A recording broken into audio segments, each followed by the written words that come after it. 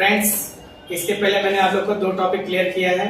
First linear equation in two variable और second one quadratic equation. वो दोनों जाके वीडियो फिर से देख लेना, सब्सक्राइब कर देना, लाइक कर देना। आपके लाइक और सब्सक्राइब से मुझे ज्यादा मोटिवेशन मिलेगा।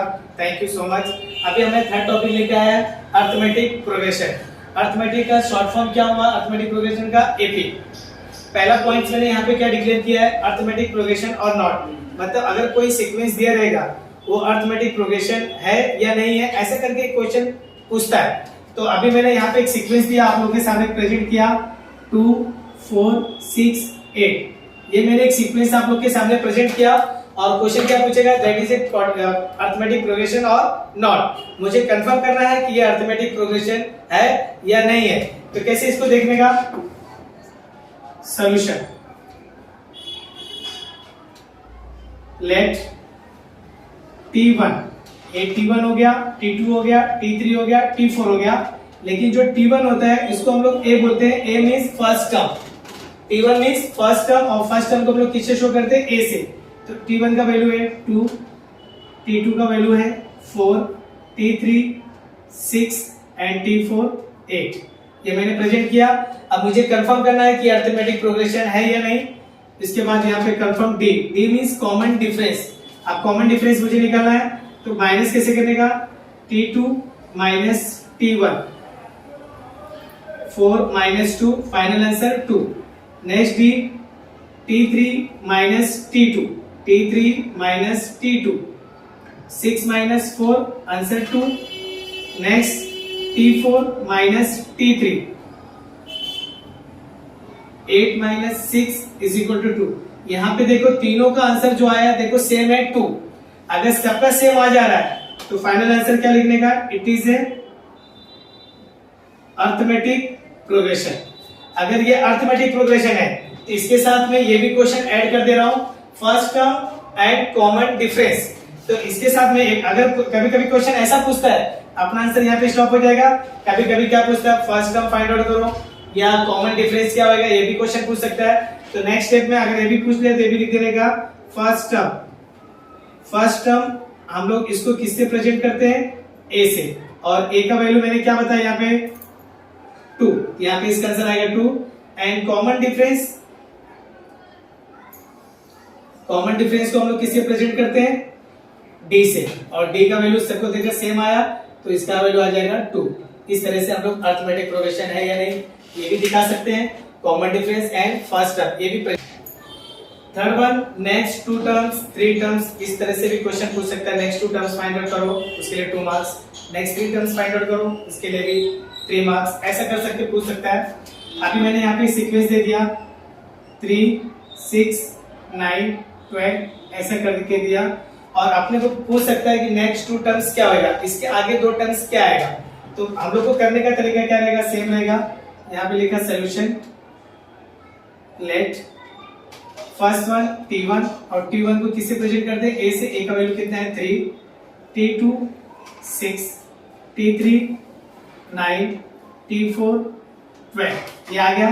कंफर्म करने के लिए D का वैल्यू निकालो। D is equal to T2 minus T1, इसमें से इसको माइनस किया, 6 minus 3, answer 3। Next D T3 minus T2, इसमें से इसको माइनस किया, 9 minus 6, answer 3। Next D T4 minus T3, इसमें से इसको माइनस किया, 12 माइनस 9, फाइनल आंसर 3। देखो यहाँ पे तीनों का सेम आया, इसका मतलब it is a arithmetic progression. ये अर्थमेटिक प्रोग्रेशन हो गया। अब अपने पास A का वैल्यू कितना है? A का वैल्यू देखो यहाँ पे A का वैल्यू 3 और D का वैल्यू कितना आ गया? 3। ये आ गया।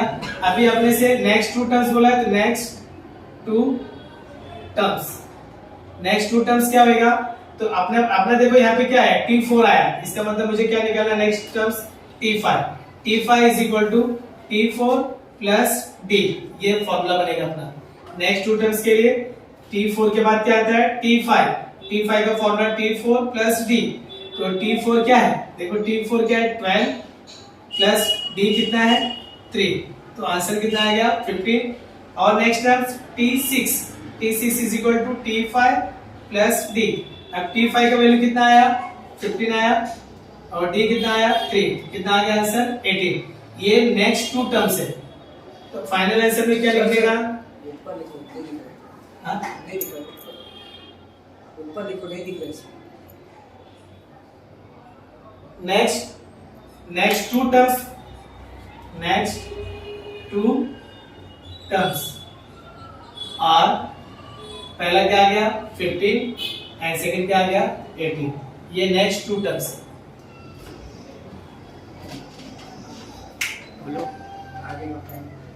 नेक्स्ट क्वेश्चन, एक्टिविटी मतलब कैसा है, इस टाइप को आपको एक्टिविटी दिया रहेगा, आपको सिर्फ ये बॉक्स भरना है।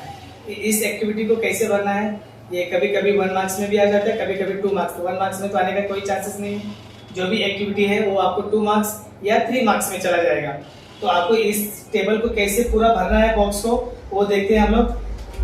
देखो पहला यहाँ पे बोला T1, मैंने बोला T1 को हम लोग क्या प्रेजेंट करते हैं, A। कभी कभी ये भी पूछता है। और T1 का वैल्यू कितना है, 9, T2 18, T3 27। यहाँ पे D बोला है, तो D मतलब पहला D बोला है तो क्या आएगा, T2 minus T1 means 18 minus 9, final answer 9। Next D पूछा है, क्या आएगा 27 माइनस 18, फाइनल आंसर कितना आएगा 9। इस तरह से पूछ सकते हैं। आगे और दिया रहता तो आगे और भी पूछता, ठीक है। तो इस तरह से अपने को एक्टिविटी का टेबल कंप्लीट करना रहता है जो 2 मार्क्स के लिए आता है, ठीक है। नेक्स्ट, फाइंड टर्म्स को कैसे फाइंड आउट किया जाता है। टर्म्स को फाइंड आउट करने के लिए एक सीक्वेंस दिया रहेगा, उसको कंफर्म करके बताना है कि वो अरिथमेटिक प्रोग्रेशन है या नहीं। अगर यहाँ पे लिखा है फॉर अरिथमेटिक प्रोग्रेशन, इसका मतलब ये जो सीक्वेंस है वो अरिथमेटिक प्रोग्रेशन में है। तो कंफर्म करने के लिए केवल एक डी का वैल्यू फाइंड आउट करना रहता है। अब इसको कैसे करने का, ये अपना सीक्वेंस है और यहाँ पे क्या बोला, फाइंड T12, यानी कि 12 टर्म्स मुझे फाइंड आउट करना है। तो इसको किस तरीके से सॉल्व करना है, सॉल्यूशन, अपना सीक्वेंस क्या दिया है 12 9 6, ये अपना सीक्वेंस दिया है। नेक्स्ट स्टेप पे लेट T1 मींस A का वैल्यू कितना है 12, T2 9, T3 6, ये अपना सीक्वेंस दिया हुआ था। कंफर्म करने के लिए केवल एक डी का वैल्यू निकाला, T2 माइनस T1, सिर्फ कंफर्म कर रहे हैं। एक ही क्यों कंफर्म कर रहे हैं कि मुझे डी का वैल्यू चाहिए, क्योंकि यहाँ पे देखो क्या बोला, फॉर अरिथमेटिक प्रोग्रेशन, मतलब ये जो सीक्वेंस है अरिथमेटिक प्रोग्रेशन है। यहाँ लिखा T2 minus T1 is equal to 9 minus 12, तो फाइनल आंसर कितना आया -3। ये अपना डी का वैल्यू आ गया। Therefore A is equal to, A का वैल्यू कितना आया 12 एंड D का वैल्यू कितना आ गया -3। अब मुझे एक फॉर्मूला निकालना है, क्योंकि यहाँ पे मुझे T12 का वैल्यू निकालना है, तो फॉर्मूला आएगा Tn का फॉर्मूला होता है A plus n minus 1 into D। ये Tn का फॉर्मूला है, टर्म्स का फॉर्मूला है Tn। अब Tn का वैल्यू मुझे यहाँ पे n के प्लेस पे क्या लिखना है 12 इज इक्वल टू A का वैल्यू कितना आया 12 प्लस 12 माइनस 1, ये n का वैल्यू मतलब ये जो n है n के वैल्यू पे 12 लिखा, इसके लिए यहाँ पे n के वैल्यू पे 12 लिखा, -1 इंटू D का वैल्यू कितना है -3। नेक्स्ट स्टेप, इसको कभी सॉल्व मत करो, इसको लास्ट तक ऐसे चलने दो। 12 plus 12 minus 1 11 into -3। Next step, इसको ऐसे लेने दो, 12 प्लस इंटू माइनस, देखो यहाँ पे प्लस है, इंटू माइनस क्या आ जाएगा -11 3 जा 33। अब ये दोनों में से देखो ये नंबर बड़ा है, 33 माइनस 12 माइनस 21, ये अपना फाइनल आंसर आ जाएगा। ये किसका वैल्यू आ गया T12 का। इस तरह से हम लोग टर्म्स को फाइंड आउट करते हैं।